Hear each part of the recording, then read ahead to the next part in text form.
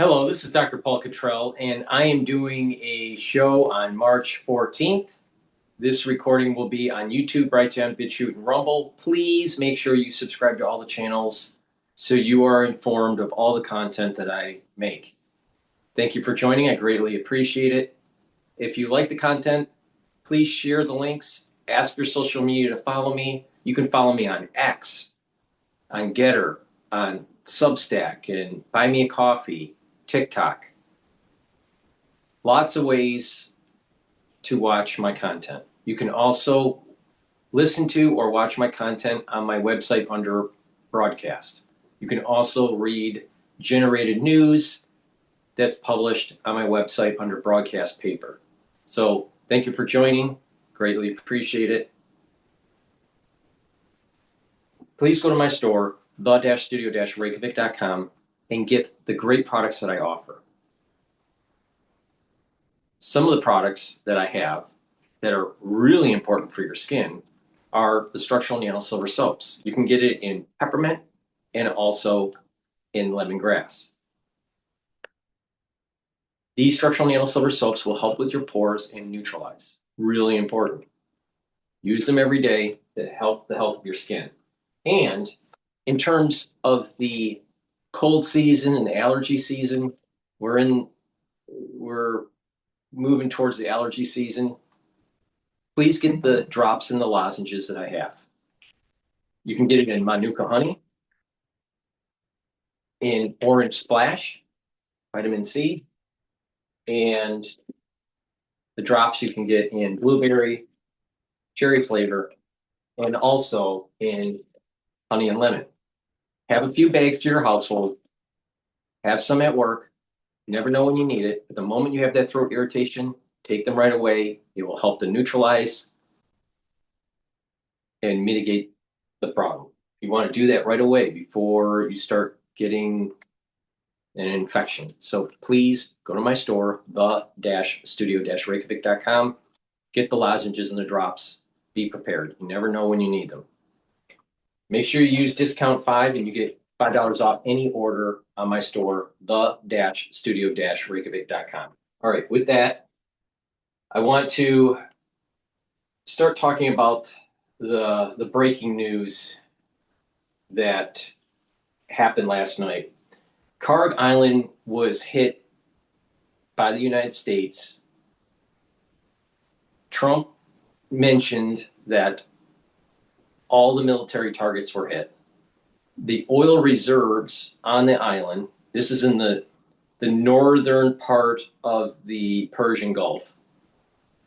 This island is owned by Iran. It is a major oil port. 95% of the oil for Iran is ported out of that area. Now, what is interesting is that the U.S. oil companies, back before the revolution in the 70s, the oil companies, I think it's Aramco, actually built up that island reserve and pipeline. But when the revolution took place, it was taken over by Iran, and American oil companies were kicked out. So this is similar play that's taking place with Kharg Island compared to what happened in Venezuela. Venezuela had their oil industry built up by American companies, and then a revolution happened. It was taken over, and the American companies were kicked out. In Venezuela, it was socialism. In Iran, it was this theocratic Islam regime that took it over. All right. So with that said, there is a similarity with this oil play. The oil reserves there depends on the numbers that you get, but I think there's about 80 million barrels of oil of reserves on the island. 80 million, 80 million, I think it's 80 million barrels of reserve, maybe 100 million. I think the throughput for that region recently has been about 1.5 million barrels a day. Right before the actual hit on Iran by the United States, they were pumping out approximately 3 million barrels of oil a day to ship to China. All right. So maybe maxing out at about maybe 6 million barrels a day, assuming that everything is all the piping and that whole infrastructure is updated. It probably could double that level of flow. So there's a lot of oil in Iran. All right. Now, why is Trump doing this? One could say that he's going to control the island and he's going to control the oil, and that oil is going to be basically managed by an American company. Similar to, what he wants to do with Venezuela. That's one aspect to it.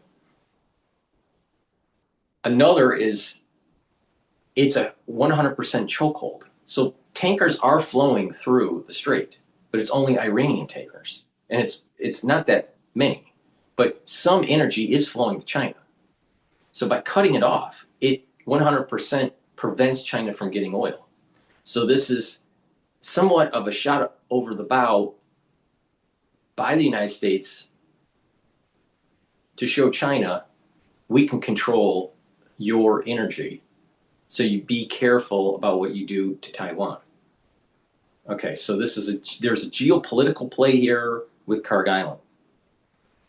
Now, because the strait for other vessels are shut down, the United States is using this as a bargaining chip or leverage on Iran to keep the strait open. Or Trump stated that maybe he'll destroy the oil. If he destroys the oil, the probability of him destroying the oil is low. Why? Because energy prices will radically go up. Probably $10 a barrel or more, $15 a barrel. And it's trading, Brent crude's trading at about 100, slightly above 100 right now as of this recording. So if he hits the oil and it goes up in smoke and it burns up, then he's going to have higher energy prices and more problems domestically. Because a lot of the domestic rhetoric that's coming from the electorate, the Congress, and also mainstream media is the high gas prices. Okay, so with that, the probability of him knocking out the oil is low. The probability of him controlling the oil once the regime falls and having American oil companies coming in, because you have to remember, Iranian oil infrastructure has been degrading because of the sanctions. All right, the flows weren't as much, and so they couldn't do the reinvestment because it was on the black market. So even though they were selling to China, they weren't selling as much of the oil as they could. So because of costs, because of inflation in the country, lack of investment, because of the sanctions, their industry has degraded for the oil industry. Not as much as, let's say, Venezuela. Venezuela didn't reinvest, and major rehaul of the energy production and piping and all this, right? And it takes time to build that up. So there's going to need to be investment into Iran. American companies are going to be coming in. If they show stability in the region, if it shows that there is a government that's law-abiding and that is more aligned with Western ideals and not Islamic ideals, then you're going to see American oil companies coming in and taking advantage of that situation. Now, Iran, if the deal is done properly, good flows of cash can go to Iran to help support the government and to reboot their economy, because they're not just an oil country. They have a lot of educated people, so they can have a more diversified economy compared to, let's say, Venezuela.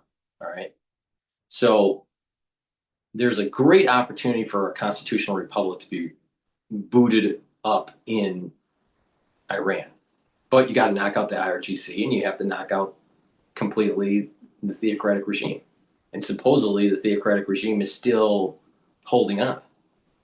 Now, the IRGC has dug in, so the United States is going to have to hit them harder and potentially have troops on the ground. Now, at the same time, last night, it was telegraphed that there was 2 news streams that were coming in. One said 2,500 Marines and the USS Tripoli, and then there's another news stream that stated from Fox that it was going to be 5,000 Marines and 3 different Navy vessels, and one of those Navy vessels was the USS Tripoli. So I'm not sure what the real story is. Is it 1 ship with 2,500 Marines or 3 ships with 5,000 Marines? I suspect that if it's the 5,000 Marine option, that the Marines are going to take control of Kharg Island and control the strait and go in and hit the beach, hit the shoreline of Iran and control it, and then monitor the coastline for any potential of these. They have these small boats. The Iranians have these small boats where they can attack ships, and they are on jet skis. So the Marines can almost manage that region. That's what I think is happening here. All right, I could be wrong, but it takes approximately 14 days to go from Japan to the region. So a lot can happen in 14 days, as you know, because we're going into the 3rd week of this war. Now, another key point that's really important to pay attention to is a lot of the mainstream media. They're saying, "Oh, Trump didn't plan this out. It's all shoot from the hip, and there was no strategy."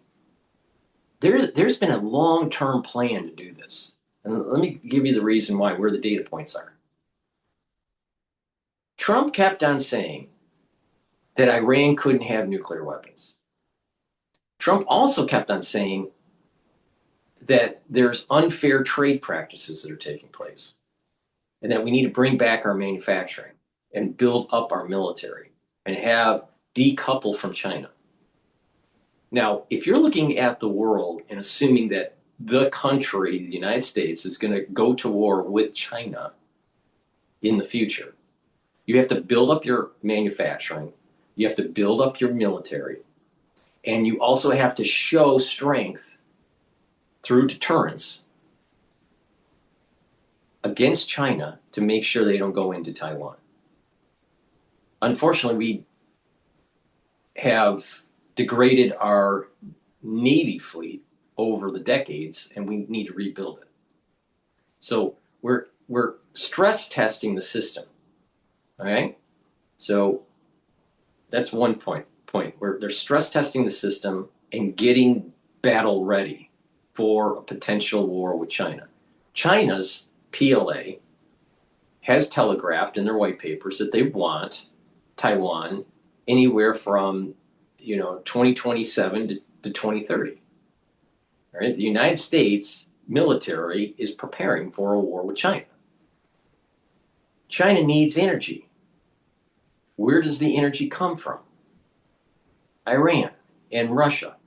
Most of the Russian energy is transported between July and October through the Northern Passage. Why July to October? Because the rest of the year it's frozen. All right. So not all of their energy is from that, but the most of the energy that they get is from Iran. And maybe some other pipelines coming in, some other trading through LNG. My understanding is China has a lot of coal, but they're getting LNG from other countries. But the point here is that oil, a big part of their energy portfolio, is coming from Iran. Okay, so if you hit Iran, then the medium and heavy crude supplies will be cut off because of the Strait of Hormuz. Because these refineries are designed to take certain types of feedstock. Heavy crude, light crude, medium crude, right? They have to have a certain grade of crude oil. There's different types. So for PADD 3, which is the southern part of the United States, our refineries need heavy crude. And they can also take in some of this medium Middle Eastern crude. Well, if you have a war in the Middle East and oil flows are cut off, you have to make sure that your feedstocks for PADD 3 in the United States don't shut down. That you have enough feedstock that you're not shutting down the refineries. All right. So you have to take out Venezuela first. And I've been saying Venezuela is the first piece of the war with China. The second piece is Iran. And so when people keep on saying, oh, there was no plan for this, and no, there's a grand strategy here. There's and the mainstream media is not smart enough to see this. Okay. Now, you can't hit Iran until you secure heavy crude. The United States doesn't make heavy crude. We import it.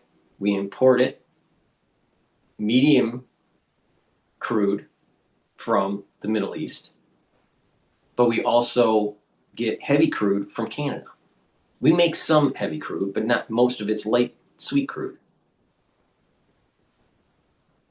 Our oil refineries are fine-tuned in PADD 3 and PADD 2, so Midwest and the South, to take the heavy crude from Canada or from other countries.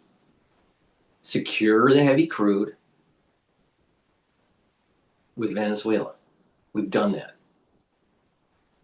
In addition, we blocked off 2% of the oil that's shipped to China by controlling Venezuela.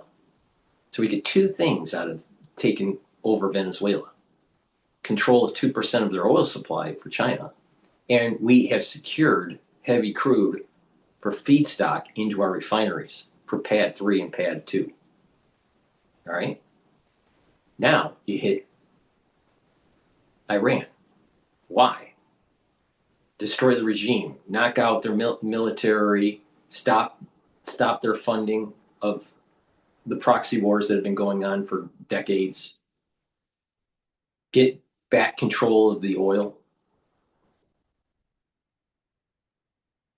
create more peace in the region, but also be aligned with a country that we can deal with, that if we have a war with China, we can cut off their oil. We can cut off the oil supply to China. So China's only method of major crude is from Russia. Now the question is, will we align with Russia before we hit China? Somehow, maybe make a deal with Putin, or maybe destroy Putin's regime? Who knows? There are a lot of hawks in, the Council of Foreign Relations, the CFR, that want to knock out Russia. So that's one strategy to do that, or to make a deal with Putin and have him align more with the West and have a two-front war with China. That would probably be a better option. But don't think that Venezuela and Iran are separate. They're part of a grand strategy. In addition, it's not about Venezuela and Iran. Tactically, it is. But strategically, it's about getting control of China. So let's go back into the details of Kharg Island. It has a lot of oil. It's 95% of Iranians' export. So when you chokehold that, they get no money. And it's used as a leveraging point to open up the strait. And China is going to say, we need the oil. All right? And they're going to put pressure on Iran to make a deal. But the IRGC is probably going to be dug in because they know it's an existential threat. And the United States is going to have to knock out the IRGC. And when that happens, then we're going to have to reboot their economy. I think that it should be energy revenues helped by the IMF and the World Bank to stabilize their currency and stabilize their economy.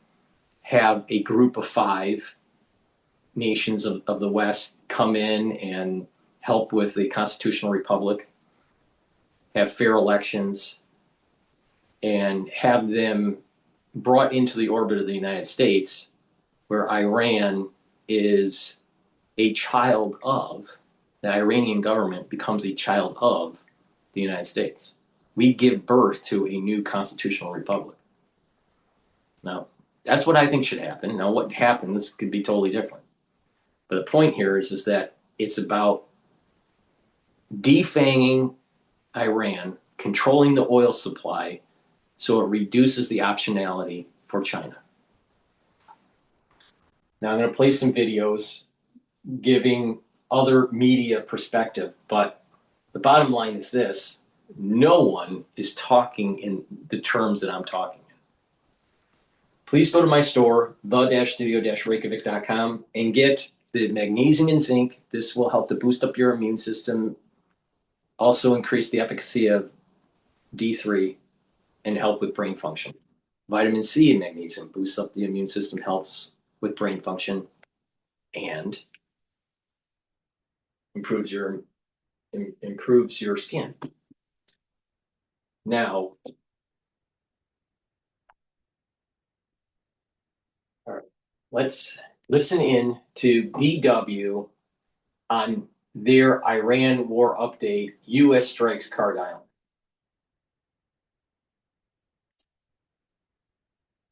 Mission, or simply take pride in maintaining your own cars.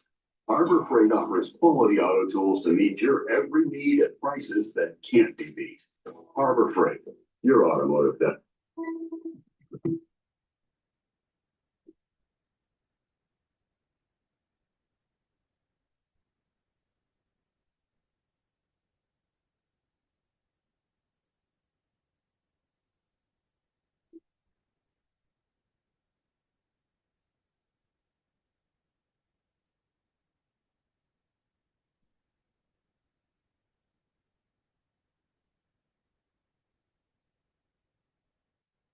Hi there, welcome to our live coverage of the war on Iran. As we enter a 3rd week of the joint Israeli and US strikes, the big question today, in light of what the US is doing right as we speak, is the US military actively planning to put boots on the ground on Iranian soil? Yes. Well, this is what they've been doing in the last 24 hours from the air, striking Iran's oil called the Kharg Island.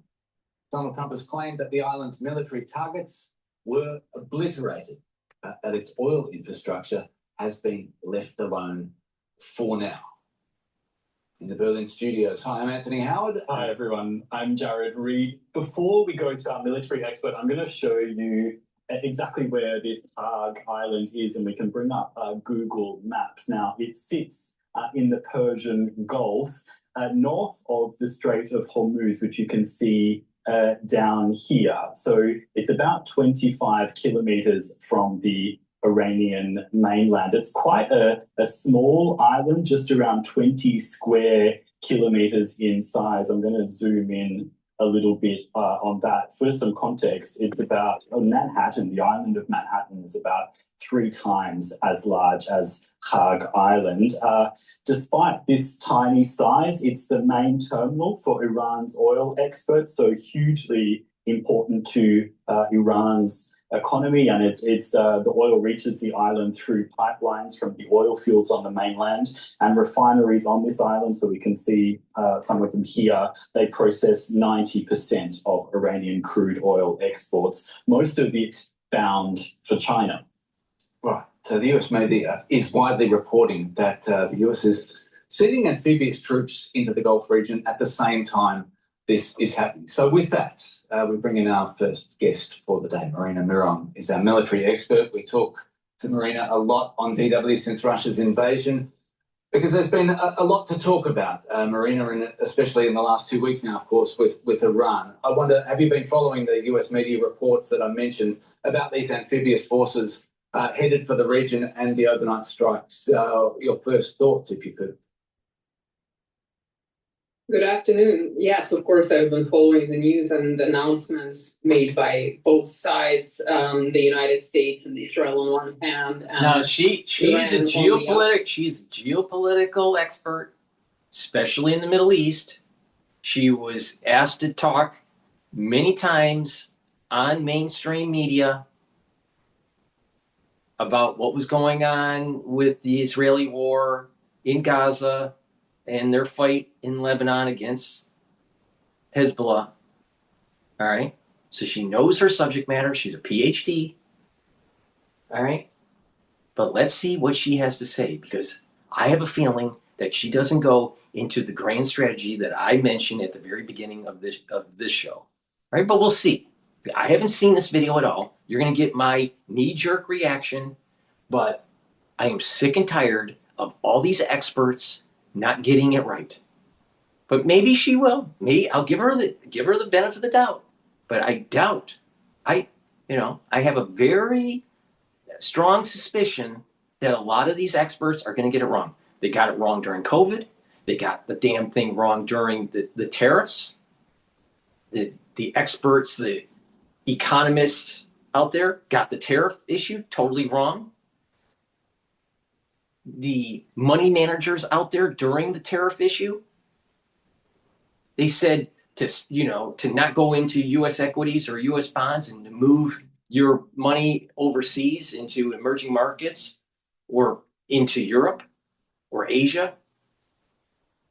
That didn't turn out very well. Everyone's going back to the United States. The dollar's going up.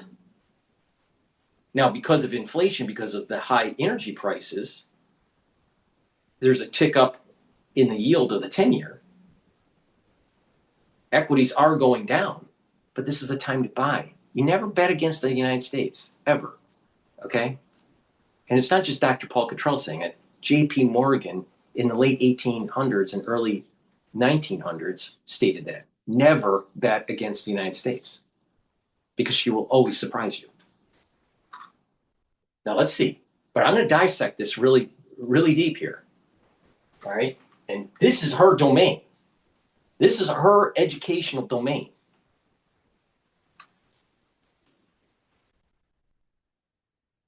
And Iran has, for instance, threatened to strike UAE ports if anything happens, because, as you have correctly pointed out, this island is of strategic importance for Iran's economy.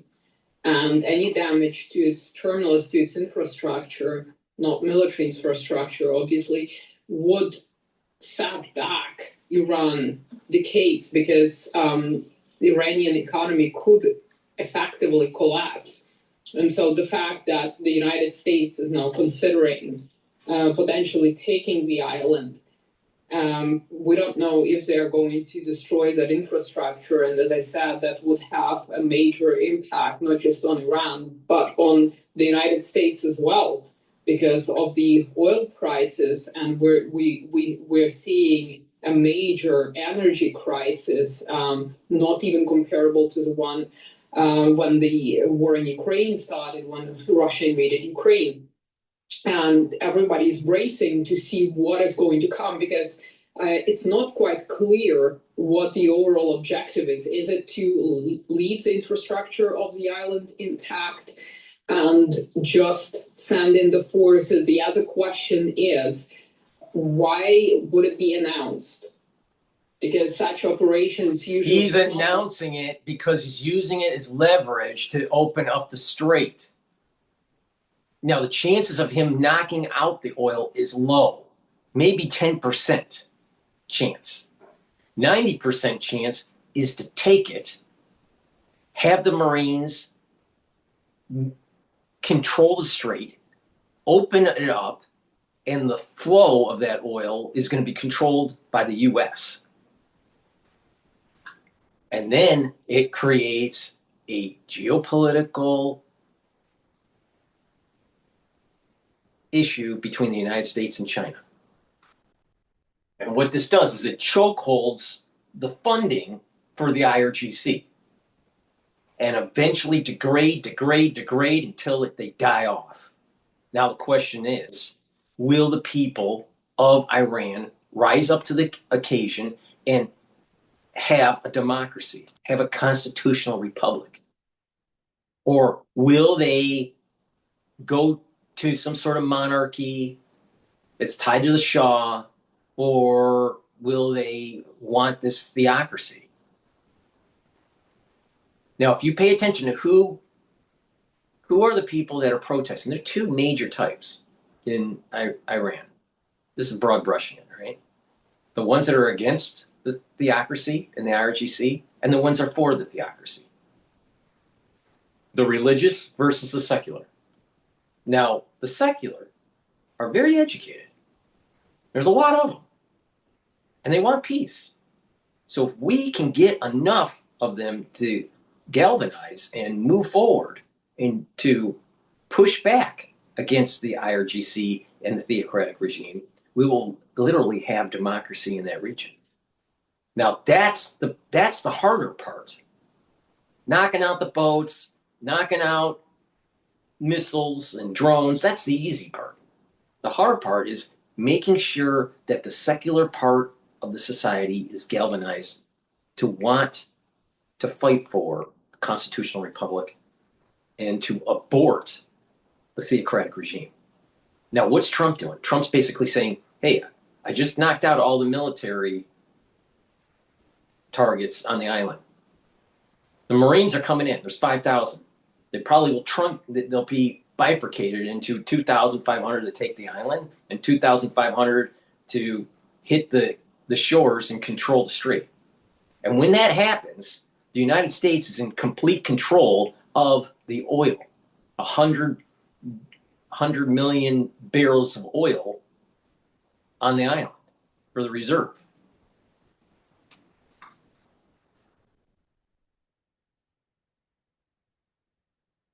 So he's telegraphing to the IRGC and the theocratic regime, all right, we just knocked out your military on the island. And oh, by the way, the Marines are coming in 14 days. You going to make a deal? Are you going to open up the strait? Are you going to back off? Are you going to surrender? If not, this is going to get a lot worse. That's what he's doing. Now, this is her domain. She should be able to say this.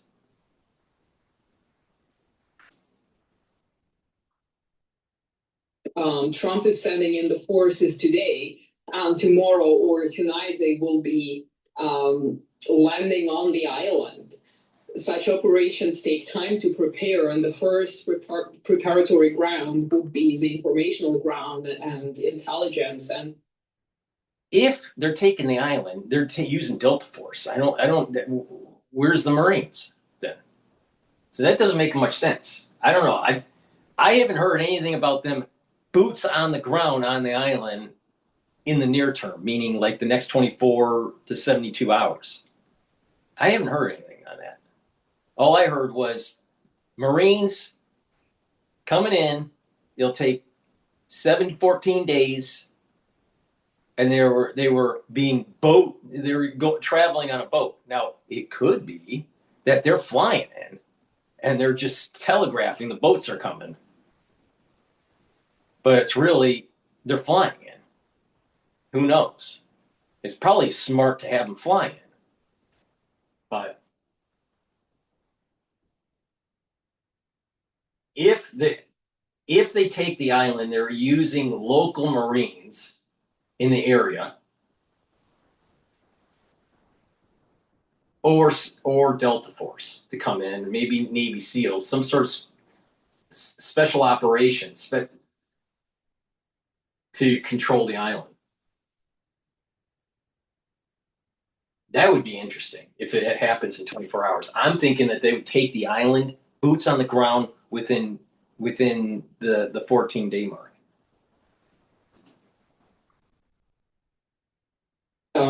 Ensuring that the Iranian side has as little control, including cyber control of the island as possible. And so it's interesting to see what is going to happen. Is this a bluff? Is this a way to say, well, we can hold the island hostage in a sense, and if you surrender from the U.S. Perspective, if Iran surrenders, then we will let it go. Maybe if you allow the United States transit through the Strait of Hormuz. So the moment we are on that island, there is no way that Trump is going to let go of that oil. It's going to use it as leverage to make sure that the IRGC and the theocratic regime is aborted. It's kicked out. There is no way that he's going to say, I'm going to take the island, and then if you open up the strait, I'll give it back to you. No, he's not going to do that. And not only that, he's probably on the phone with Aramco. Hey, you remember when the Iranians kicked you out? Well, you're coming back in. Get ready. Get on a plane. You're back in business. That's what's going to happen. Going to happen either way. Even the news of this are already affecting the prices, and there are a lot of skeptics, including in the U.S. administration, saying it's time to pull out of this because it's not going to lead to anything good. And the deeper you get into this war, the worse it's going to get. Because for the Trump administration, of course, it's important to look at the domestic politics as well, and at the upcoming midterm elections. Before Anthony, Just you, building your app on base 44. Describe it. And it's real. One thought leads to more thoughts. Layer by layer, taking shape. When you need your tools, bring them in. It's just slick. Okay, take it up a notch. Read something. Before Anthony asks you another question, I just want to invite our audience also to please get involved and send us in your comments and questions. Today, we'll be able to put those to Marina and ask her on your behalf anything you'd like to know. And I want to jump back into what you were alluding to there, Marina. It comes to the timing of this, which is fascinating. If it does take American forces a week to get in position, how much more difficult does it get the longer they wait? You ask yourself the question, why now? The more time Iran has to get ready in these positions, or on the coast, or nearby, or in the strait, generally speaking, to potentially mine waters or booty traps. He needs to telegraph to the IRGC and to theocratic regime that he means business, and he's going to take away their prized possession, the reserves, and 95% of their oil export. He's also telegraphing to the world that it's getting close to opening up the straits, and not to bid up the oil too much, because when it opens, oil is going to fall a lot. Now, if you pay attention to me, you can make a little bit money tactically with oil going up, but you'll make a lot of money when oil goes down. So why don't you make sure that you subscribe to all my channels and watch, listen, Pay attention each of these days. I'm telling you how to make money on what's going on here. Do you want to be a victim? Do you want to complain about the oil price? You'll make more money if you pay attention to me. You'll make more money doing what I'm doing. And you won't have to worry about your higher costs of living because of this crisis. Because you'll make way more money. So stop whining, get in on the battlefield, and fucking participate. All right? Stop whining about it.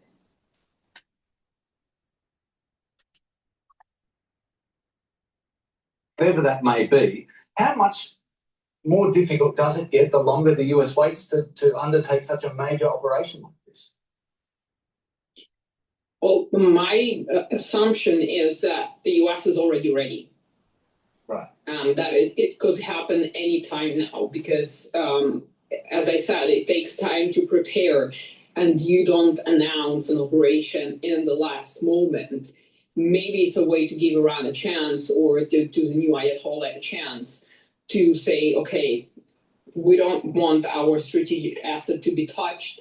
We want the infrastructure to be left intact, and therefore to force Iran's hand on opening the Strait of Hormuz, and not to give Iran the possibility to prepare, because that would make no sense. That would be, even if Iran doesn't have the military capacity, Iranian Revolutionary Guard Corps still could do enough damage. I mean, they don't need any sophisticated weaponry. They have drones. They have small boats in large numbers, which could complicate operations. And therefore, I think that the operation is probably maybe even underway now as we speak. That it remains to be seen. It is my assumption. Why this is being... With what she's saying here, that is some good information. You knock out the targets through the Air Force, maybe even the Navy. You destroy the military targets, and then you have special forces come in to take control of the island. But special forces aren't designed to do it forever, and you need a more robust military force to hold the island. And that's probably why the Marines are coming in. But the Marine operation is also probably to control the strait. So Trump may be right. And he's been telegraphing this is going to take 4 weeks. At the end of the month, we may actually have the strait open. If this all works out, oil is going to crash by the end of the month. Now, what's interesting is that I'll have to double check on the actual contract switching, but I think it's the third week of Thursday, the third Thursday of the month, when the contract ends and goes into the next month. So there's some dynamics going on there between traders moving into the next month's contract for oil.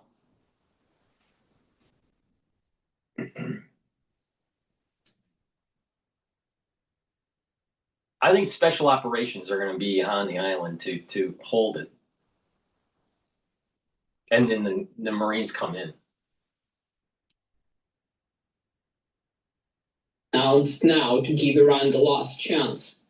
Right. Before Jared brings up the map again, perhaps, I think it's really important that we sort of understand that where this area is. Even if you do say the US is ready now, I wonder about the location of the island. All right. Before we do that, let me just plug a couple products. Please help support the work that I do. I do these videos for free to help you to improve your health and also to make money by the news, all right? Omega-3. This is going to help with your cardiovascular health. How? It brings down inflammation and helps to control your lipid profile. When that happens, you're reducing plaque formation. That's really important. Take it every day. Omega-3, super important. Another great supplement that helps with cardiovascular health is vitamin D3. The vitamin D3 is dual purpose. It's going to help with gene expression. It's a gene expression cofactor, super important for cells to work properly. If they are infected, the cells are infected, it helps to get the cells to go into apoptosis. That's why you take vitamin D3 when you're not feeling well, when you're sick. Vitamin D3 also helps to absorb calcium. So if you do resistance training and take in calcium, you're going to build denser bone. So please go to my store, the-studio-reykjavik.com, and get the vitamin D3. And neural stacks, all right, are really important to improve your brain function.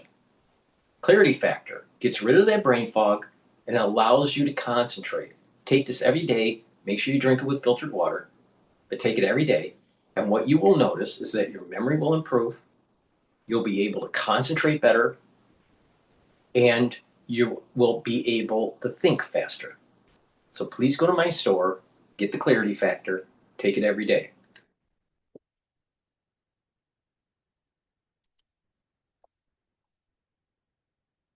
The USA is trying to draft a plan to get in there or do whatever it is that they're going to do. How much more difficult does it make it that Kharg Island is so deep up in the Gulf in terms that they have to plan for things to go right, but if it goes wrong, to get any troops back out again? We're flying over Iraq. Hello, guy. We're not just going deep into the Persian Gulf. It's not just Navy. Hell, the Navy can shoot a missile from Oman, the Gulf of Oman, onto Kharg Island.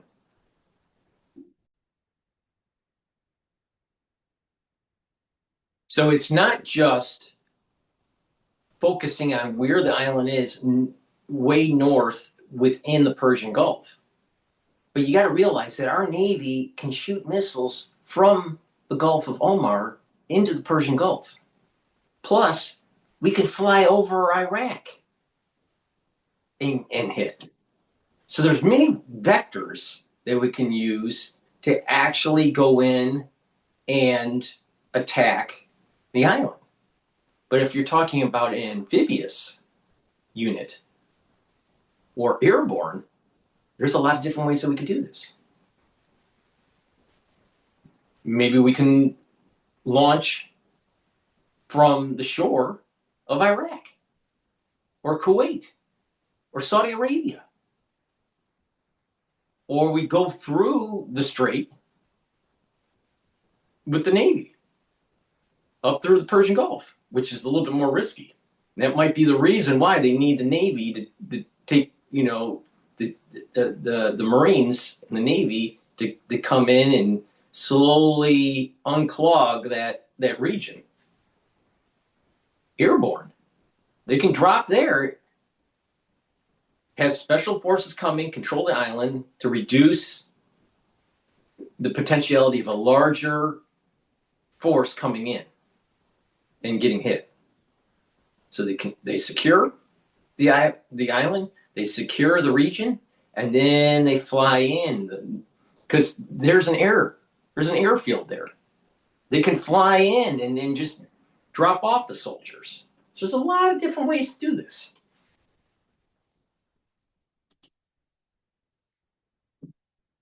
Much more difficult is it given the location of the island so deep up into the Gulf? And we can bring up the map as well, just to give our audience, just to give all of you a little bit more context. Well, there is a My work is easy because I use ClickUp. Here's how I keep track of all my tasks. I start by brain dumping everything I need to get done in a list view. Next, I set a priority and a due date to keep things on track. Well, there is a possibility that the US might be deploying its troops from Kuwait, if you look at the map. So the US does have assets across the entire Middle East, and therefore it is not going to be so difficult in military terms for the US. Yes, it is a logistical challenge, certainly, but as I said, it depends on what the ultimate goal is. Is it to hold the island? Is it to destroy the infrastructure? If it was about destroying the infrastructure, then there would be no need for ground force for an amphibious assault. Excuse me. That's true. You would That's true. probably achieve that with precision strikes, given that Iranian air defenses, even if the island has layered air defenses, and there is still no specific information on what they have. Some sources argue that they have the Russian S-400s, for instance. Others say that the only kind of Russian Soviet prototype they have is Tor M1. And therefore, I think for the US, it wouldn't be problematic to hit the infrastructure there from the air without having to commit any troops. So depending on what the US is seeking to achieve there, and maybe they're not preparing to have Marines land on the island. As I said, it's all about, the fog of war and the deception. You don't announce these things. Maybe the campaign looks completely different. We don't know that, but let's say logistically the US could pull it off. We have a question talking about strategy and what is supposed to be achieved here. InstaWarp has asked on YouTube, Trump is seemingly relying on Russian oil to offset current trade disruptions in the Middle East. And I guess this person's referring to Trump easing sanctions on certain oil products from Russia. This person's asking, is this a long-term strategy to pivot away from Iran's oil industry? What do you think?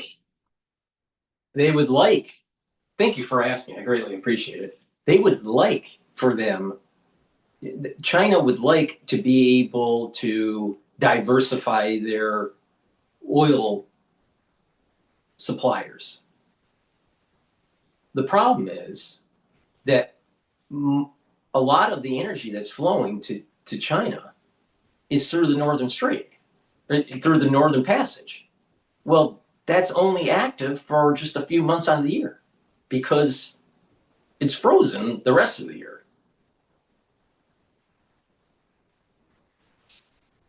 But majority of the oil that China gets is from Iran. So they're gonna, they can't, they're not gonna be able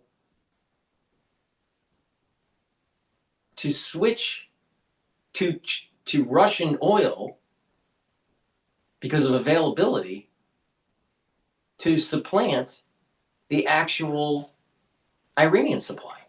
It's just not possible.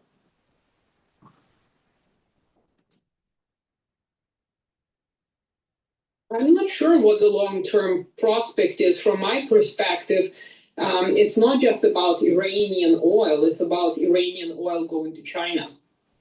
And so it is, of course, very beneficial for the Trump administration to weaken China. And we know that China needs oil, specifically because China is using different energy resources for powering the technological revolution that's underway in China. And China is seeking to outcompete the United States in this particular sphere. Making energy much more costly for China is one way for the US to kind of level the playing field. And so I think it's not so much about Russia per se, whereas, again, what is the US policy towards Russia in terms of the entire geostrategic picture? The Russians and the Americans will probably have something to discuss about the High North, for instance.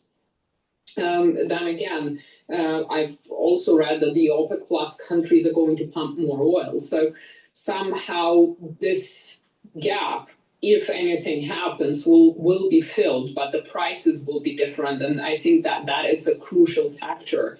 For now, the Russians will be benefiting from it, but I think it's more of a side effect of the Trump policy rather than a priority. Yeah, we're having quite a few questions about China. Someone's asking how is China this going to affect China? Marina's just explained that. Can you fact check this for us, Marina? Someone's written here, China will now have to buy oil in US currency again. What does that mean? Well, what that means... Meet your new favorite email design platform. Create stunning emails without touching a single line of code. With our Well, when they're buying, if they can't buy Iranian oil, then they're going to have to buy Saudi oil. Or they're going to have to buy oil from other producers, and that's going to be the petrodollar. That's why.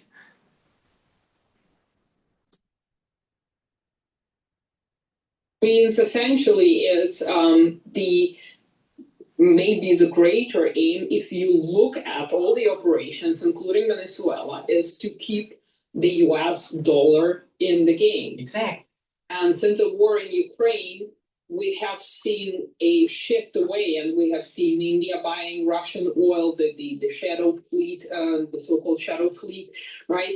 They can operate, because of the sanctions, they found ways to operate outside of the dollar system.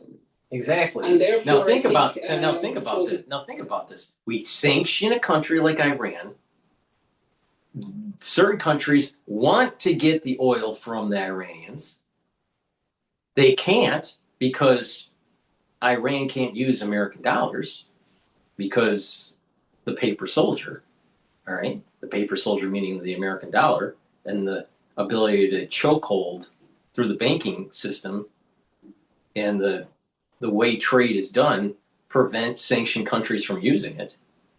So other countries are going to have to try to circumvent that sanction. And the way they do it is that, well, we're just not going to use dollars. We're going to use some other currency so we can trade with that partner.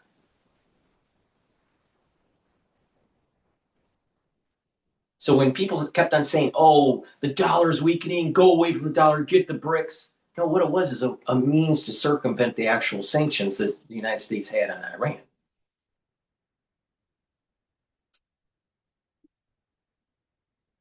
administration, it might be one of the long-term aims is to ensure continued relevance of the US dollar on the world market. I'm not sure where China is going to buy its oil. If it buys its oil from Russia, it won't buy the oil in dollars. She's wrong about that. She's wrong. Putin just telegraphed that he's trying to make a deal with Trump, saying that he wants to start using the American dollar again. Because he's starting to see that the BRICS are going to crash. With what we did in Venezuela, what we're doing in the Middle East, the BRICS are not as strong as people thought.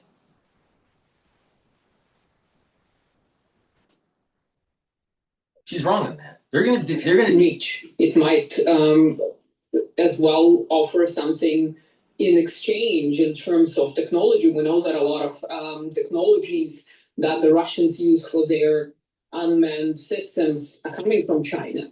So it's not clear whether this will force China to buy oil in US dollars. Yeah, thanks for that. Marina, just back to the if they can find a supplier that will deal in a different currency, they'll do it. But most of the suppliers are going to be dealing in dollars. That's what's going to happen.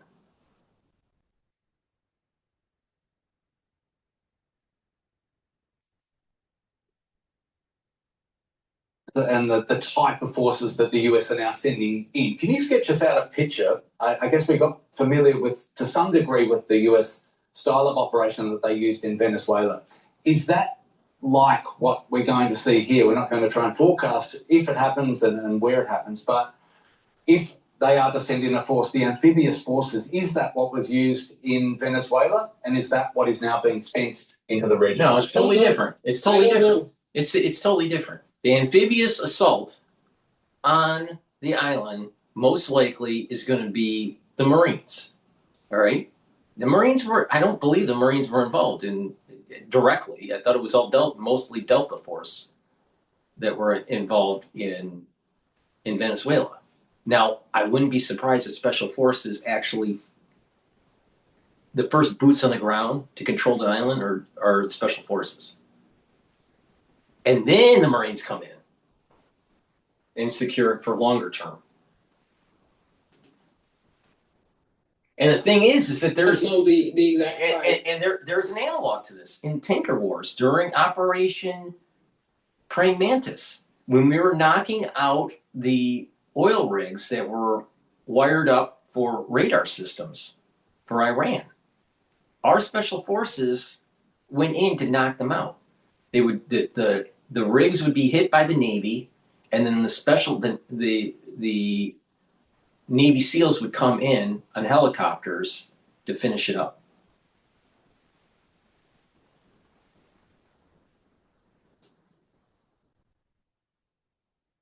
I have not check the exact size, and I don't think that even what appears in the media will be the correct reflection for the reasons that of operational security, obviously. Therefore, it's difficult for me to draw a comparison, and it's very different because we're comparing apples with pears here. In Venezuela, the mission was completely different. But what I can say for sure is that before that force in Venezuela was sent in, a lot of background work has been done by the intelligence agencies on the ground in Venezuela as well to ensure the success of such operation.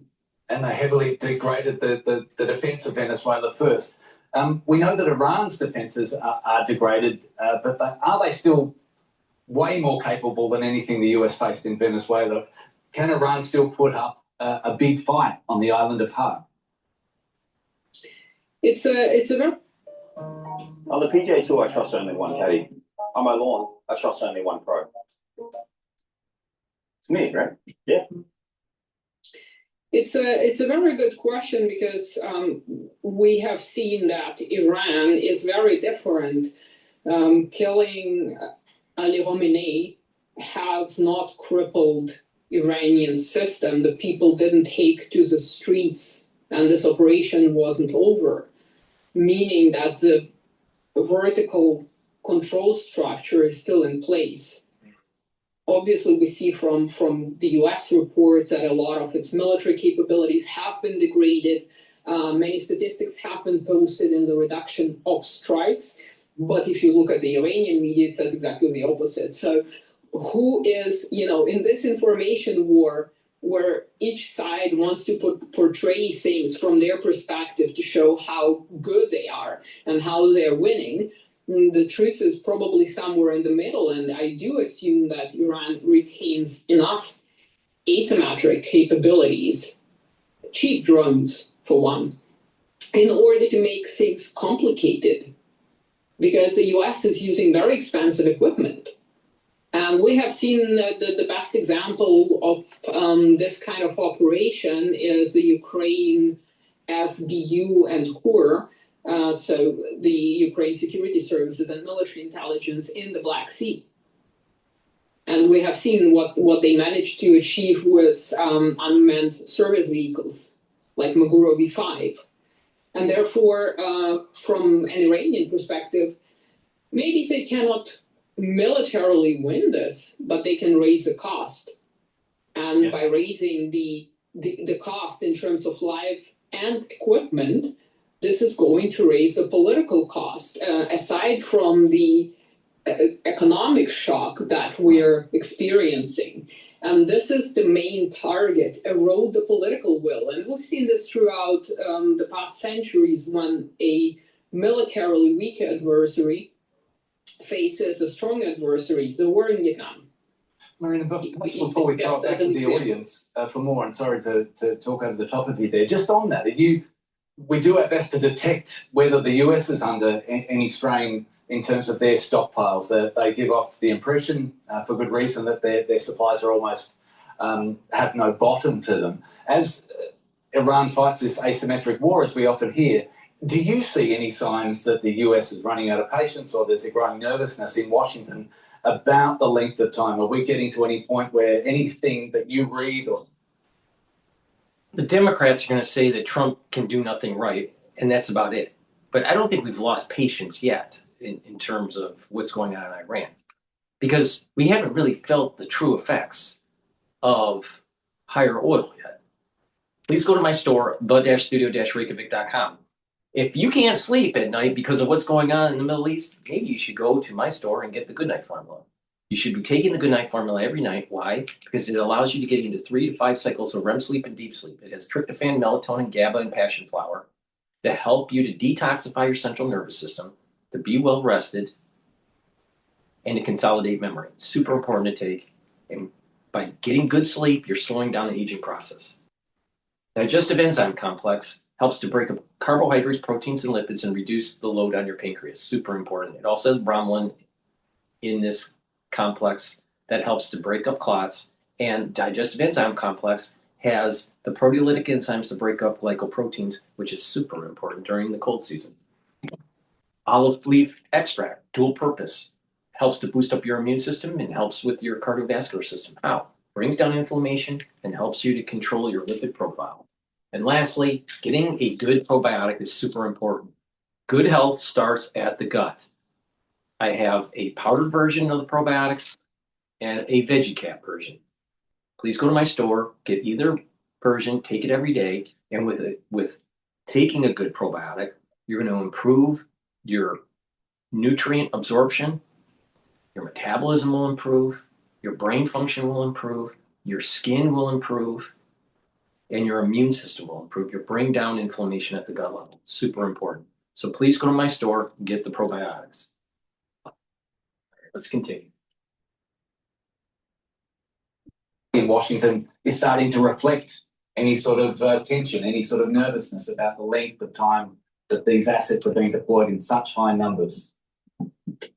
Of course, there are tensions within the Trump administration, and one of Trump's advisors suggested to declare victory and get out. Right. Just yesterday or this morning, Ep40 reported on this. And so there is a concern that the US is using up a lot of ammunition, a lot of tomahawks that will be very expensive to produce, by the way, and take a lot of time. So let's say if something else happens in the world, the US might not have enough capability.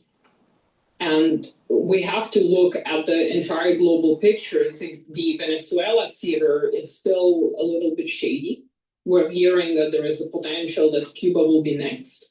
We know the US is also active in Ecuador. And of course, we have the Middle East, we have Ukraine, could be Taiwan could be next, right? And so is this going to be a capability overstretch for the United States? And of course, if we think about the fact that the oil prices have risen, everything else will rise as well. Therefore, for the United States, there is a lot of nervousness because the Trump administration promised to lower the cost of living, but this is exactly the opposite of what is happening. And so you have different voices, specifically from the opposition, from the Democrats, saying this is a bad idea. This is costing a lot of money. This is not helping us at all, and it's quite politically damaging. So that's probably why we don't hear a very clear political aim articulated by the Trump administration, because they want to have enough room for maneuver in order to say, we won. Look, we have now killed the Ayatollah. He was really bad. And we did all the damage. We bombed Iran into Stone Age, so it will take maybe decades to recover, and we're out of there. And we'll sell our weapons, whatever we produce, to Israel if they want to continue this on. And of course, to the Gulf states, who now need more protection, obviously, because we have seen that they don't have the capability to defend against the likes of Shahed 136 drones. We have a question, and you've been talking about the political costs of this, Marina. Someone's written, boots on the ground will be universally unpopular with the US public, but it's a clear threat to the new regime in Iran. They're asking what the role of diplomacy is going forward here, if there is one at all. Boots on the ground. You don't buy a mattress every day, so finding the right one matters. At Raymore & Flanagan, we make it easy.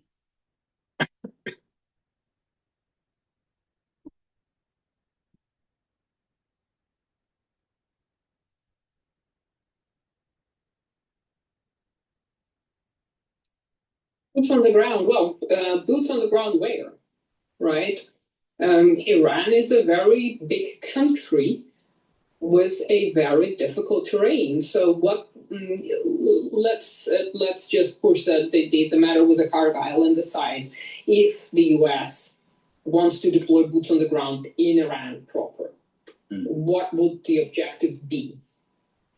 Because we have seen that in Iraq. That's probably one of the best examples. Get rid of Saddam, and what do you have then? You have a power vacuum, and different factions fighting for power, and whereas the US troops thought, well, our mission was successful militarily, it was successful. However, there was no clear. Wait, there was a huge difference between Iraq and Iran. Iraq has never been really a strong country because of the three factions.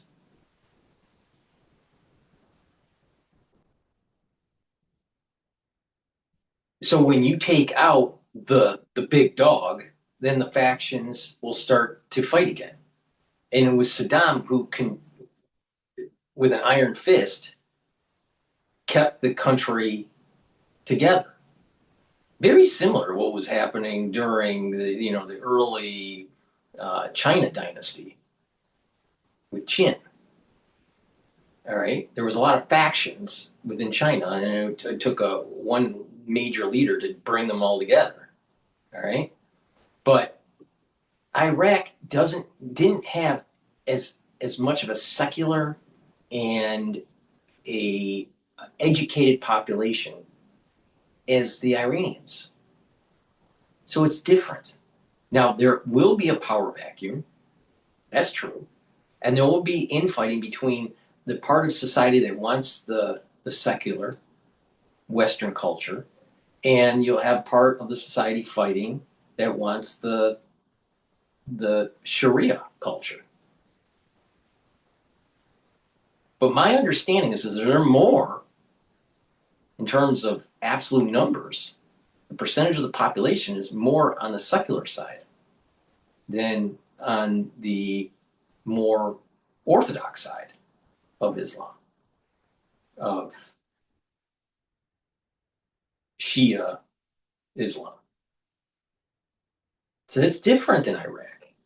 But if we have boots on the ground in Iran proper, it's to degrade the IRGC to make sure that we can have, boot up some sort of democracy in Iran, and to not allow for a theocratic regime to take hold.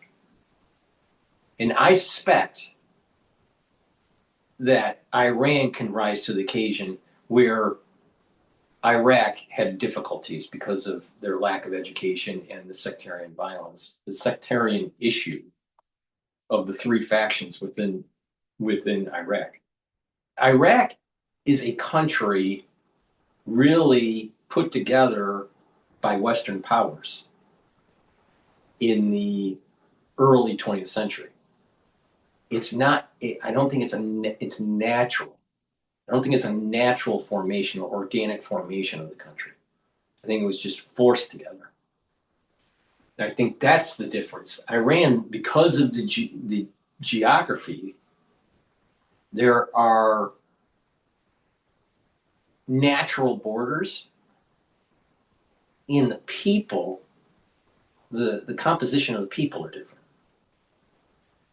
Now, the question is that if we have boots on the ground and we go into urban warfare, what will it be like? And who knows? Who knows? What is surprising, and she mentioned it, is why the secular part of society hasn't risen up and protested.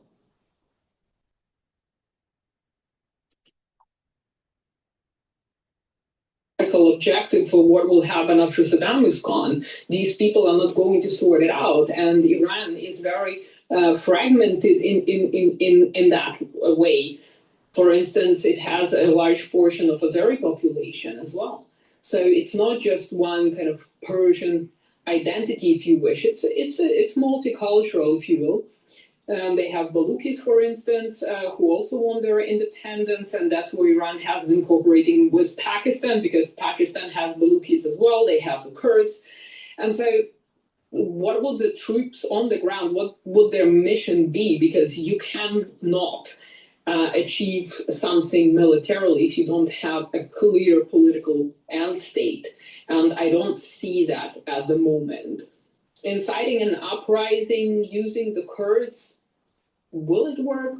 We don't know. Will the Kurds be on board after their entire experience with Western forces? We also don't know. We remember Syria, and the Syrian Defense Force was also comprised of Kurds, of Syrian Kurds. In terms of what was the second part of the question? It was whether diplomacy has any role at the moment or not at all. No, none. Diplomacy requires trust, or at least a degree of trust, and a credible mediator or mediators from both sides.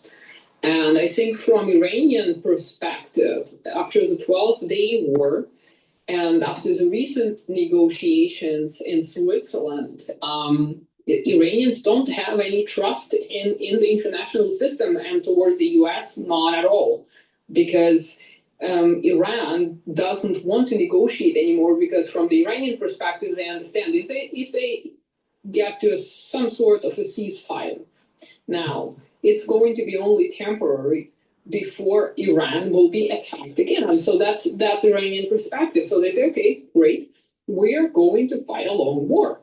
We are going to go after eroding the political will, using maybe the proxy networks across the Middle East. There are also other proxy networks, by the way, in Latin America, also with ties to Iran, the Revolutionary Guard Corps. And of course, we don't know, it's all, as I said, very foggy, what role countries like North Korea, China, and Russia are playing, aside from what has been stated when it comes to sharing satellite intelligence and all that kind of stuff, because we know that China has been sending cargo planes to Iran. What they contain, nobody knows. So there is quite a lot going kind of in beneath the muddy water surface, but it's very difficult to say what degree of influence each of them will exert. And certainly for China, it will be interesting to covertly ensure that it keeps its oil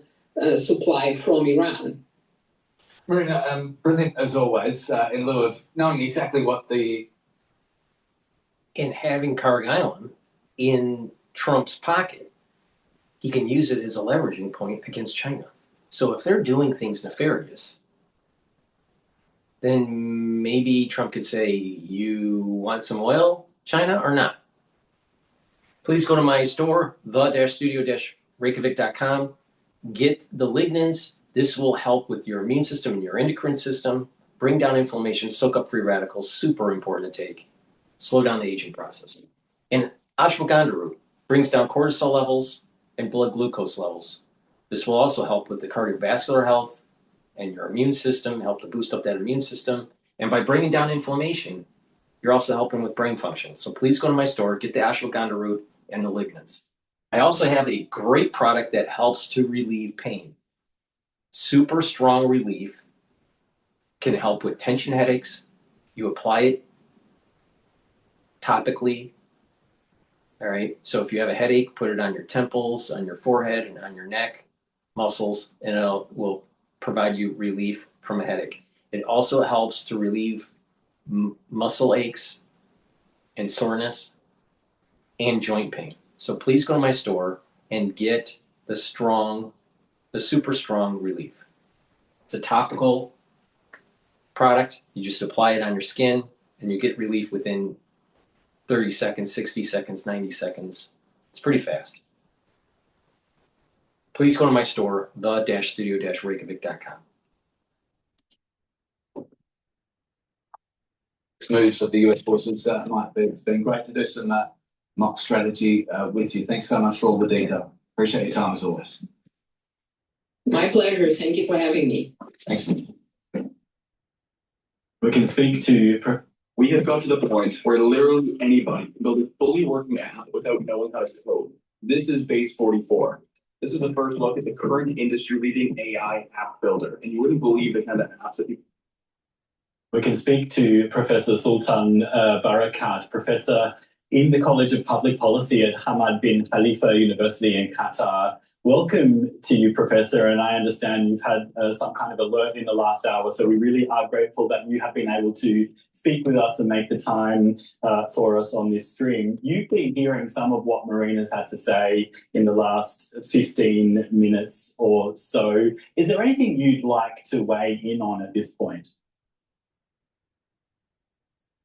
Well, just to say, I think in terms of the grand oil strategy that Trump seems to be pursuing, I think he's determined to make sure that There's breaking news as of this recording. Trump urges UK and other nations to send ships to help secure key Strait of Hormuz oil trade route.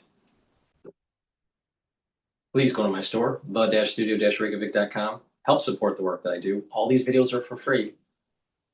Get the structural nano silver toothpaste. This will whiten your teeth, freshen your breath, reduce inflammation, improve the health of your gum line, and neutralize. Super important, especially during the cold season. But this is the best toothpaste that you can get. There's nothing better. Has no fluoride. Please go to my store, the-studio-reykjavik.com. Get a few tubes of this toothpaste for your household.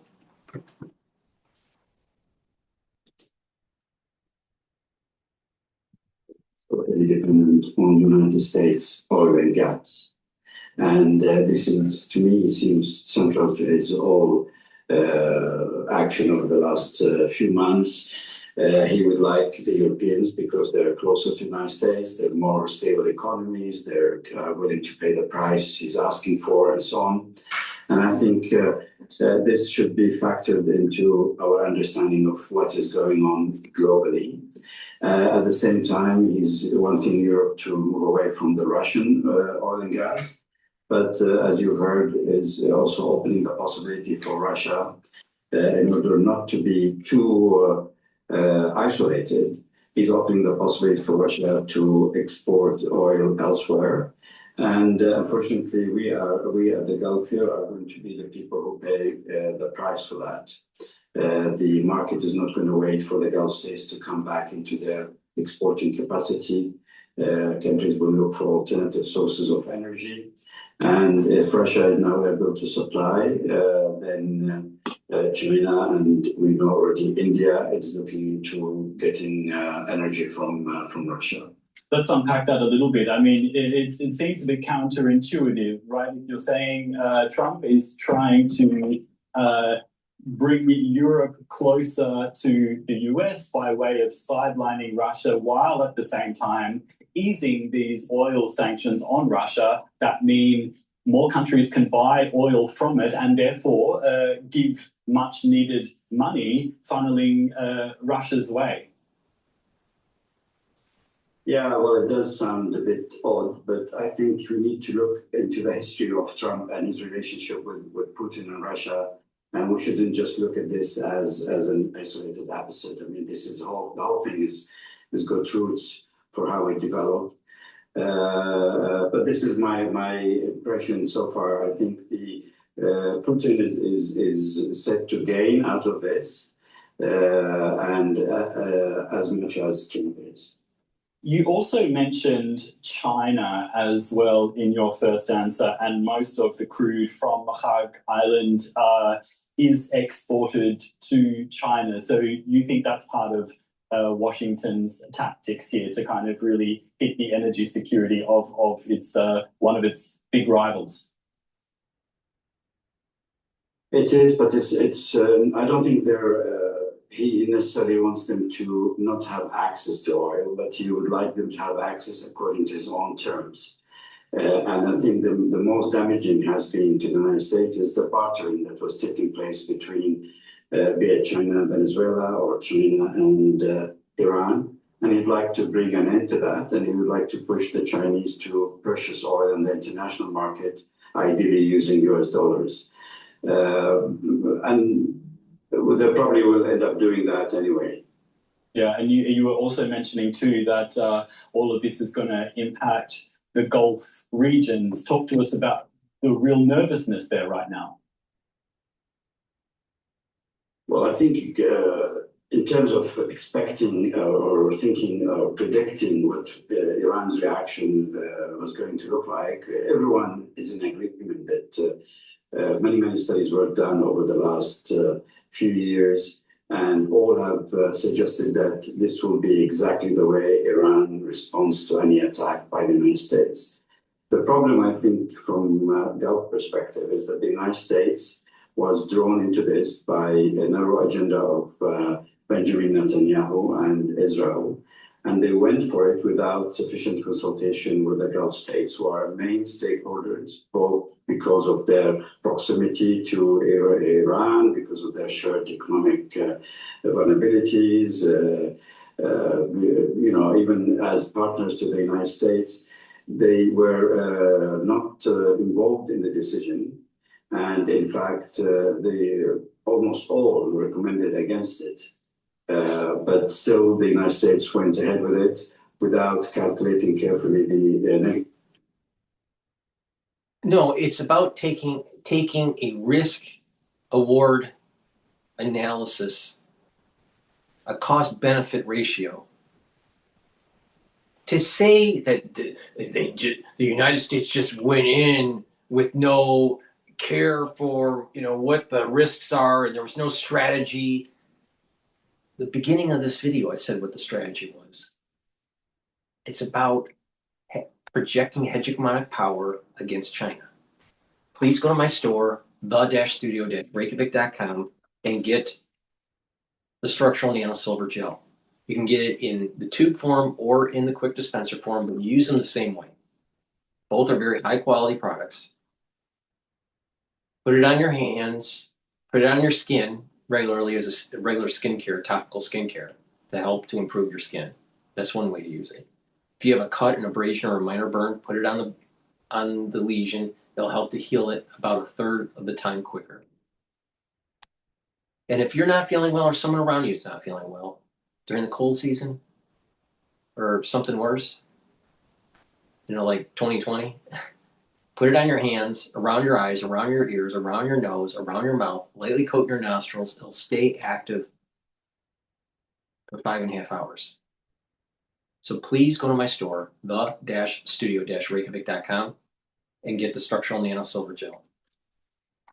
I also have a great product that will help to improve your joint health. Collagen will help to remodel your joints. It will help to use collagen 2, type 2, to remodel the cartilage, and ACAN to cushion the joint. It will also help to recruit glucosamine to remodel the cartilage, and recruit chondroitin to help with the cushioning of the joint. It also blocks enzymes that cause the erosion of your joint. It blocks MMP3 and MMP13, and it also blocks pain receptors that cause the joint pain, which is Ep4. So please go to my store, the-studio-reykjavik.com, get the collagen, and help to remodel your joint. Also, to help to boost your immune system, get the Max 35 or Max 14 or Cleanse. They're at different price points with different parts per million, but you take it the same way. Take a teaspoon a day, every day, swish in your mouth, gargle about 20 seconds, swallow.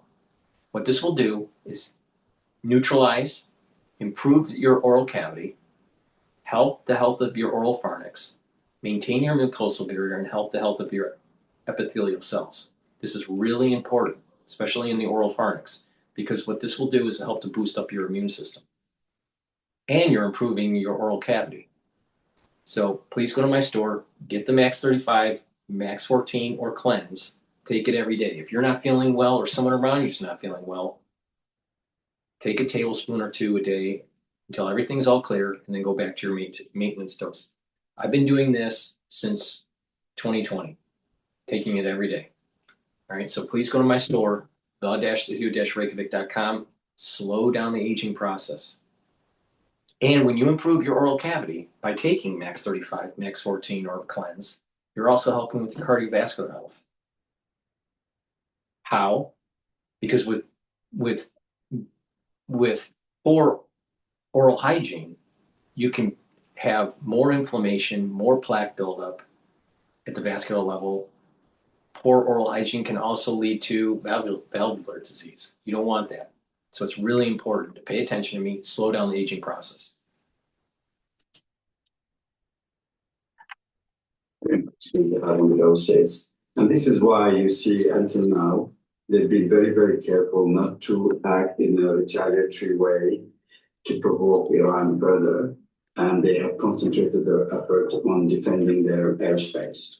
Even with the support of some of their allies, like the British and the French, are operating in the region, they are limiting their mandate to simply shooting down drones and missiles coming towards the Gulf. And they do not have any appetite to engage directly, despite the fact that some fanatics in the American administration are encouraging them to do so, and they would like them to join the fight in full power. Gulf states unanimously, I think, now have taken the decision to stay outfit as much as possible. And I must add, I think this is probably the right decision given the fact, the size of Iran and the fact that they will have to live with the consequences for many, many years to come. And we know from experience in the past that the US is willing to cut and run at the first opportunity. We saw this in Iraq, in Afghanistan. Israel also has already diverted some of its attention to its own priorities, engaging in a war with Lebanon and leaving the fight for the Americans to finish that they instigated at the beginning. And the last, I think, the Gulf states want is to be engaged in a protracted conflict with Iran, which could easily take very ugly sectarian face and can drain both the Gulf states and the Iranians for many decades to come. So the Gulf states where you are, Sultan, there's a lot in your answer there. The relationship between the Americans and the Gulf states. We weren't sure whether we were going to get to speak to you today because of an air raid and you had to evacuate. This is one tiny little thing, but I guess as we look on from today and going forward, do you anticipate this is something big in this relationship? Does it change from here on out, or is this just management, get through this and we go back? Do you imagine the Gulf states going back to their as normal relationships with the US from here, or does something significant change about that relationship? I think it'll get stronger. Have they been left out to dry in some respects? No. I think that if we are successful in this escapade, all right, which I believe we will be, the Middle East is going to radically change and be more aligned with Israel and with the United States. The Muslim countries are going to move closer to being integrated in a modern society for economic development.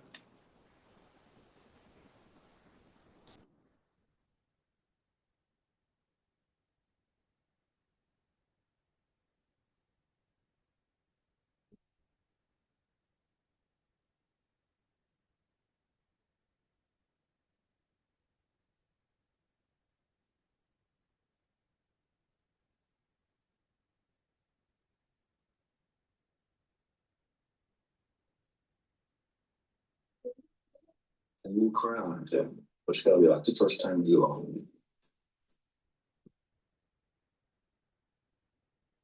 Well, as I said, the fact that they were not involved in the decision is a problem and have left a bitter taste, I think, across the Gulf.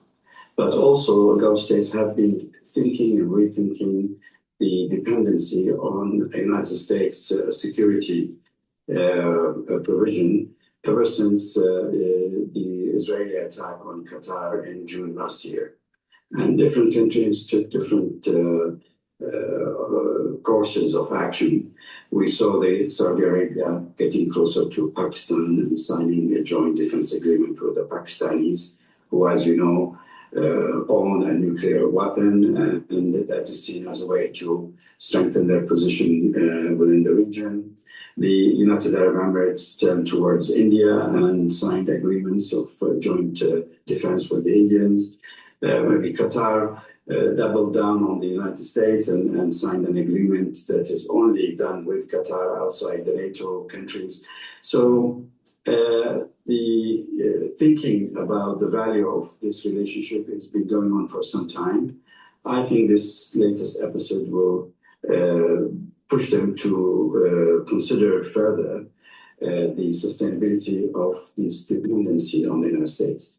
It has been useful, I must say, in terms of protecting each country from its neighbors, including from the Gulf countries. And you can see when Qatar went under blockade by Saudi Arabia and United Arab Emirates and so on, the relationship with the US was very important to them. It was useful in defending Kuwait from the Iraq invasion. But it seems when it has come to the real critical issue in the Gulf, and that is the Iran politics and Iran versus Israel, they were literally, I think, being left out to defend for themselves. We're just trying to map out where we're going here. We're talking about geopolitics, and I think rightfully so. Yeah. I just wanted to bring in maybe the voices of the Iranian people, unless you have anything you want to immediately bring up. This operation was supposed to be about freeing the Iranian people from the regime. I want to play, if possible, some of those voices as they go about their daily life at the moment in Tehran. So stay with us. In the middle of Ramadan, of course, in the middle of a war that Donald Trump said was about them. Let's have a listen. With the war, getting around the city has become difficult. Families are worried. Some people have left their homes and left the city. The work situation isn't good. We practically have no work at all. In the restaurant, we have almost no sales, no customers. Overall, the situation has gotten a bit worse. But it was really bad before. People need to pay attention to what the economy was like in Iran before this latest conflict. It was terrible. They had high inflation, high unemployment. The regime was collapsing. They were protesting, and then the protesters were being killed. This is a great opportunity for democracy to take hold, and they have a flourishing economy. The sanctions will be lifted. The oil will be flowing. There'll be foreign direct investment into the country. Or do they want it? Or do they really want the IRGC to dig in and try to really fight the greatest power of human history, the United States military?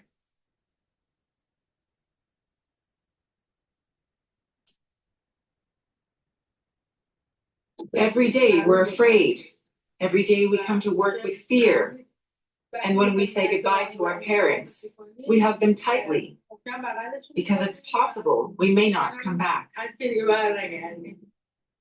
We're just doing our work and they're carrying out the strikes. But if you really look at it, they're not targeting residential areas. Everywhere I went that was hit, I saw it was a military site. We don't go near those places anyway. We keep our distance from them. Adobe Acrobat Studio, your team's home base. Collaborate within a shared media space. Talk over team works. They did this design in the pretender, and I hope some finish the rest.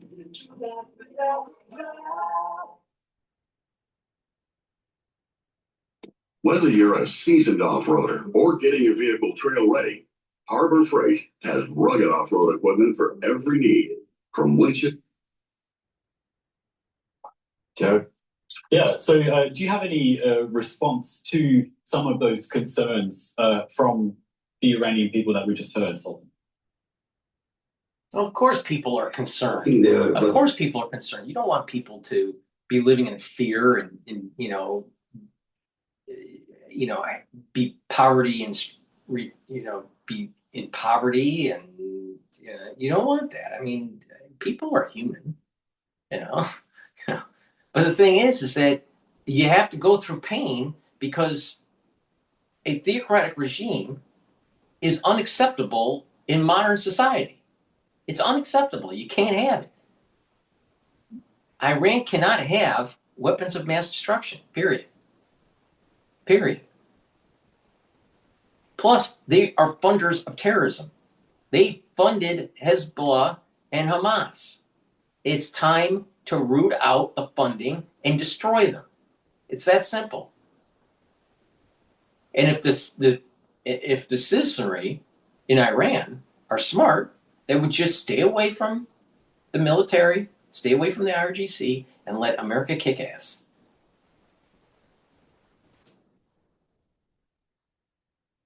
You should expect in the context of war.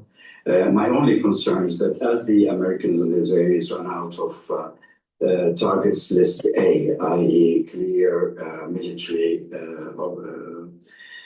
bases, things may go wrong, and other targets, other infrastructure, particularly we saw already oil refineries, bridges, roads, airports will be targeted, and the casualty number will go up, as will the suffering of the Iranian civilian population. Yeah, but who's at fault?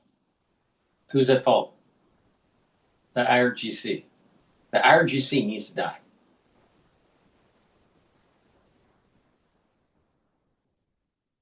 That's the result of war, honey. I mean, sorry. They could capitulate now, or there's going to be more destruction in the country. It's going to either surrender now or more destruction. Which one do you want?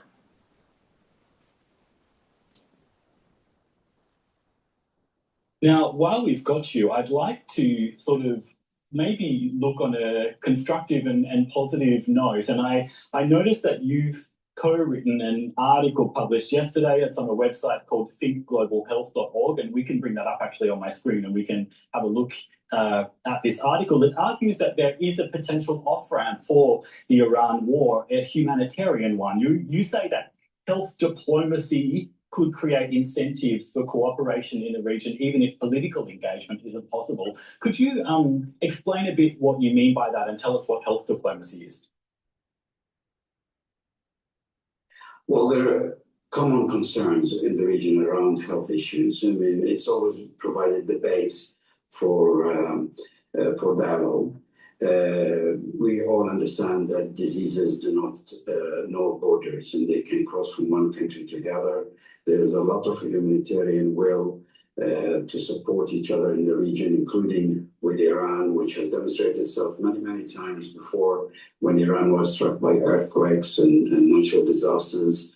And I think that base is something that we should try and utilize, particularly between the Gulf states and Iran in the first step, but also to some extent between the American public and Iran.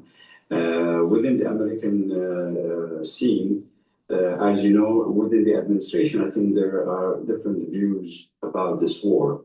And the mainstream Republicans, who are probably represented at the moment by the Vice President Vance, I don't think they're happy with this war because they still think they have another chance to govern within the United States, and they would like to maintain their public support. While it is clear that maybe Trump and some of the hawkish people around him, they see this as his last possibility in power, and they would just like to do whatever they can do at the moment.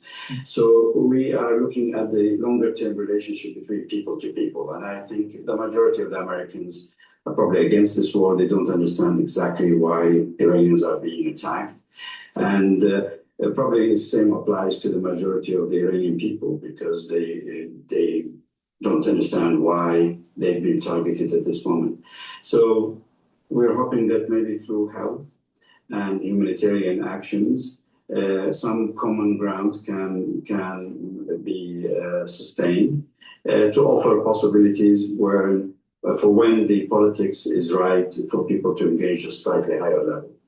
Is there a motivation, though, for adversaries to cooperate on health and humanitarian issues if they can't really agree on some of the more fundamental issues? Well, by definition, health. You want to file free? Hit.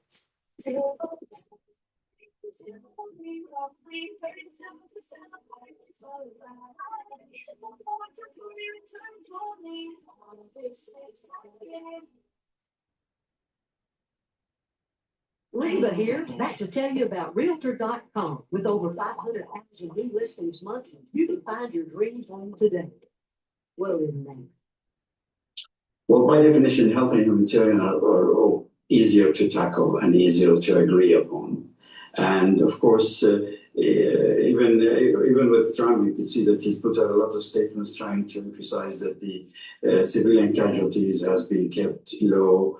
The attack that happened on the school has had a major impact on the discourse or on the narrative in which the Americans are discussing this subject.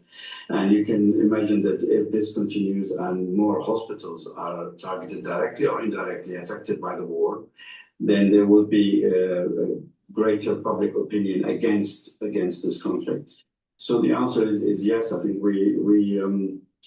there is a ground, and there are many examples in the past where it was utilized to create space for political dialogue. Yeah, really interesting.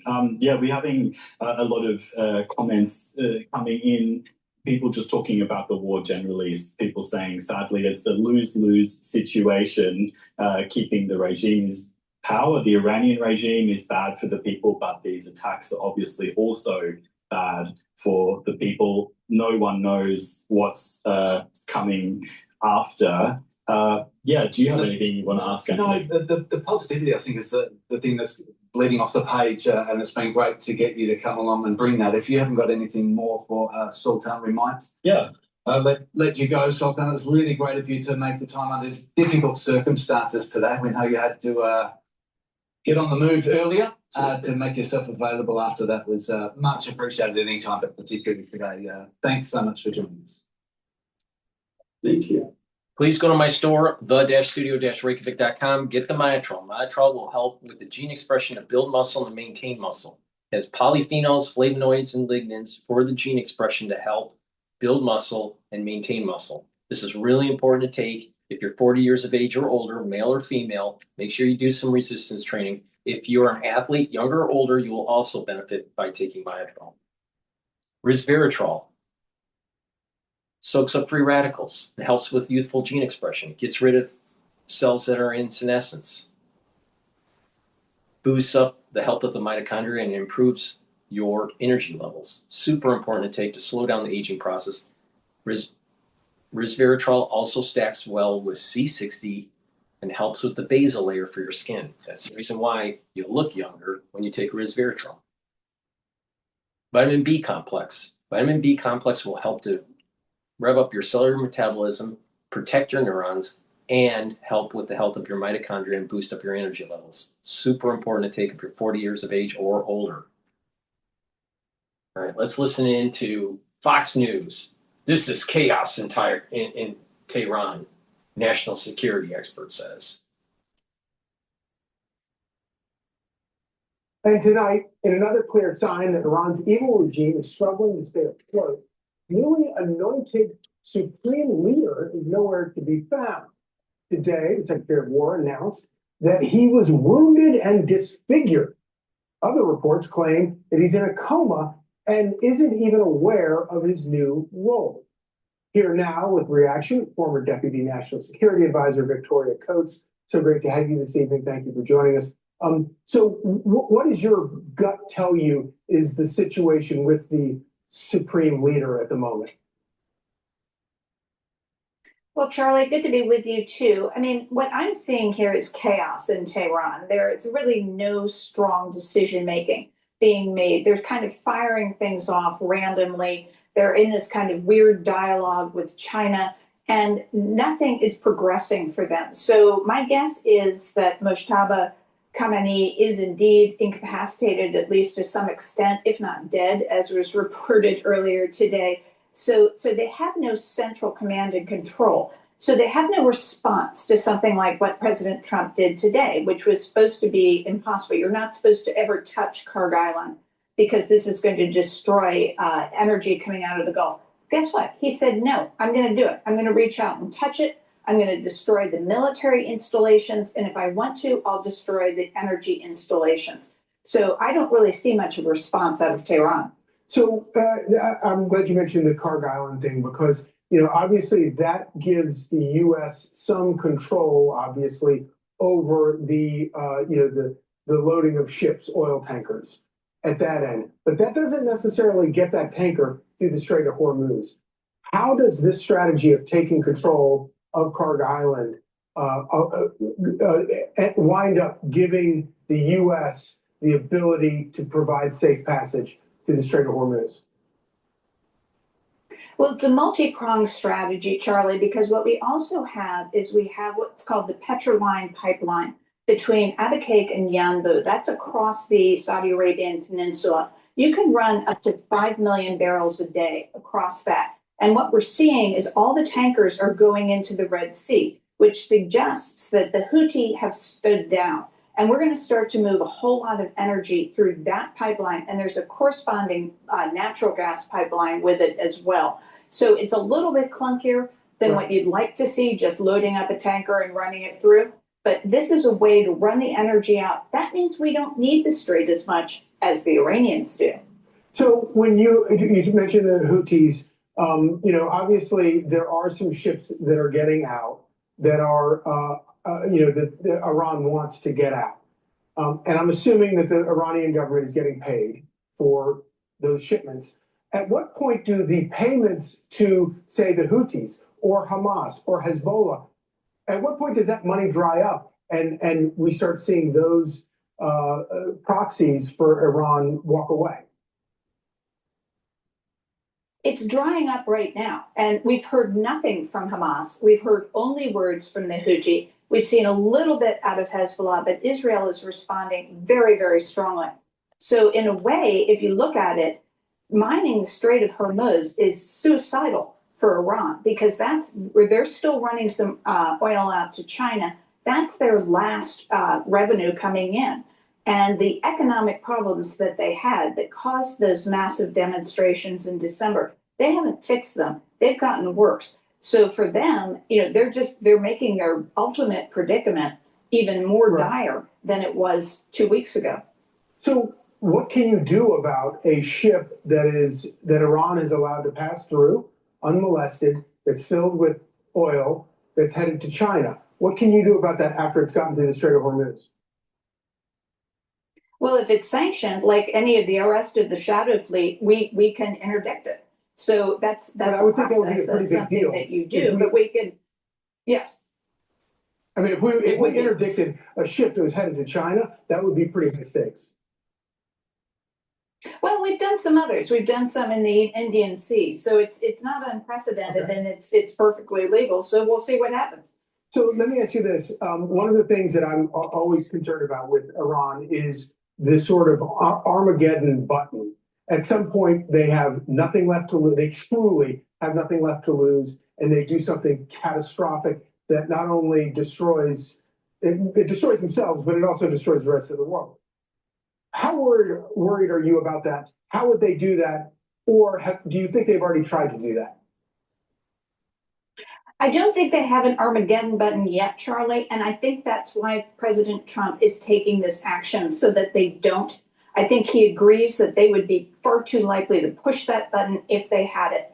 So what he's doing right now is trying to defang that, trying to negate all of that risk to the American people. And that's what's so important here. This is a risk against us. Today is Cut's Day. That's their Death to America Day. For 47 years, they've been celebrating that with chants of death to America, with military parades in Tehran.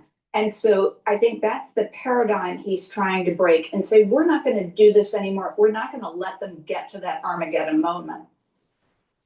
And I guess one of the worries that we might have is that Iran might do something to actually destroy those oil depots on Kharg Island. Victoria Coates, thank you so much for breaking this all down for us. Please go to my store, the-studio-reykjavik.com and get the heirloom barley. This will help to detoxify your body, bring down inflammation, and soak up free radicals through superoxide dismutase. Take this every day, and this will help with your immune system, your endocrine system, help with your joints, your brain function, your cardiovascular health. You'll recover from a workout quicker. Super important to take every day. This is a month's supply. You mix it with soft foods, filter water, a smoothie, or even with milk, but take it every day. Also, Boomer Boost. Boomer Boost has 68 nutrients, It has a very comprehensive compound profile shown on the screen here. These are the ingredients that you need to slow down the aging process and improve your longevity. This will improve your cellular metabolism. This will improve your cardiovascular health and your musculature, your brain function. It'll slow down the aging process. You'll be able to improve your immune system and your endocrine system. You'll have a steady burn of energy throughout the day. You'll be able to control your A1C levels. This is very powerful stuff. Take it every day. Slow down the aging process. Global shipping disruptions. Hundreds of Greek commercial vessels stranded. This was 59 minutes ago from Al Jazeera. A ship ablaze in the Gulf, filmed by a Greek merchant mariner on his phone. This is the danger facing the crews of about 300 commercial ships trapped in the Gulf, because Iran won't allow the vessels to pass through the Strait of Hormuz. There are also reports the crucial waterway is mined.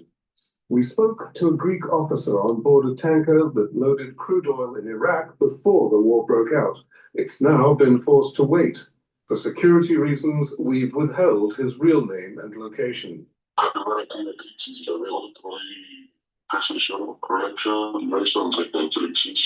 Every morning we heard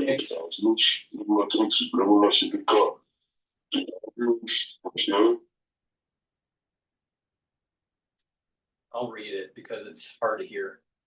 Every morning we heard explosions. This morning I heard at least 10. We saw at least 2 missiles. We see fighter planes, missiles, fires blazing. There are 24 of us confined to this boat. We cannot even go on deck. We are in an enclosed space and we are trying to keep our minds busy. Because if we think about what is going on, we will panic.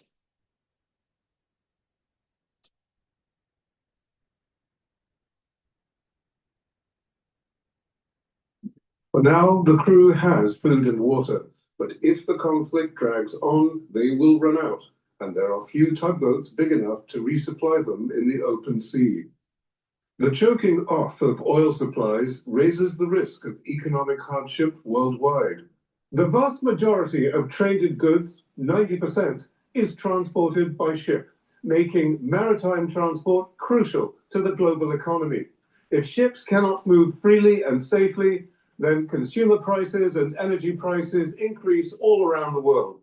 The Greek-owned fleet transports 1/5 of all the world's trade by sea, and almost 1/3 of the world's crude oil, making Piraeus the beating heart of the shipping industry. Ship managers here say oil prices and hiring rates for very large crude carriers, or VLCCs, shot up even before the strait was closed. Price of the freight was 3 to 6 times higher than the prevailing market price before the commencement of the war. While a VLCC was getting something like 120,000 per day, then after that they got 600,000 per day, 570,000 per day. Dollars. That kind of profit drives a demand for crews to take risks. Some companies send their crews into war zones for up to 5 times the salary. Some don't agree and advise them not to. Some companies ask their crews to sign a statement. We call it a deal paper, saying they are aware of the dangers and are going in willingly. How willing they are is an open question. Some say no, but they're easily replaced. In a world of supply and demand, seafarers are putting a price on their lives. John Tsaropoulos, Al Jazeera, Piraeus, Greece.